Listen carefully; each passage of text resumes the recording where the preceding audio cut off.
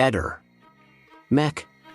Pallister. Nuove rilevanti novità emergono nel caso di Liliana Resinovic, la donna trovata priva di vita nel gennaio 2022 nel parco dell'ex ospedale psichiatrico di Trieste.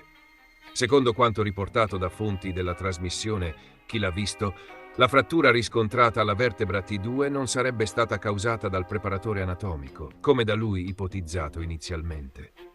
La stessa fonte rivela che il giudice per le indagini preliminari di Trieste ha rigettato la richiesta avanzata dagli avvocati di Sebastiano Visintin, marito della vittima, i quali chiedevano una nuova perizia medico-legale. Il GIP ha motivato il rigetto sostenendo che la frattura risultava già evidente nell'attacco dell'8 gennaio 2022, quindi prima dell'intervento sul corpo da parte del preparatore, avvenuto 3 giorni dopo. Nel frattempo, il giudice avrebbe accolto la richiesta della procura per procedere con una perizia in sede di incidente probatorio su vari reperti già acquisiti. Tra questi figurano gli abiti indossati da Liliana al momento del ritrovamento, alcuni coltelli sequestrati nell'abitazione di Visintin e anche un bracciale nero e celeste consegnato alle autorità dal fratello della vittima, Sergio Resinovic. La posizione dell'unico indagato, Sebastiano Visintin, si fa sempre più delicata. La procura di Trieste lo accusa formalmente di aver aggredito e ucciso la moglie il 14 dicembre 2021, lo stesso giorno della scomparsa.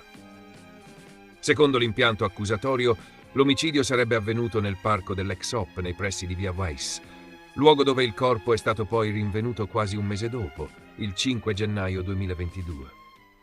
È stato fissato per l'8 luglio 2025 l'appuntamento cruciale con l'udienza dell'incidente probatorio, destinata a fornire nuovi elementi tecnici potenzialmente determinanti per l'indagine.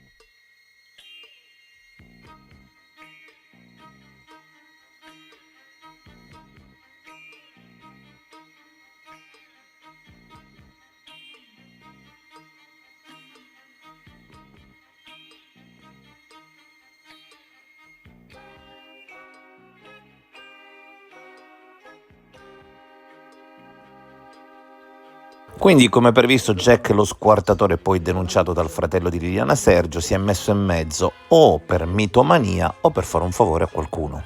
Ehi, non dimenticare di iscriverti a questo canale.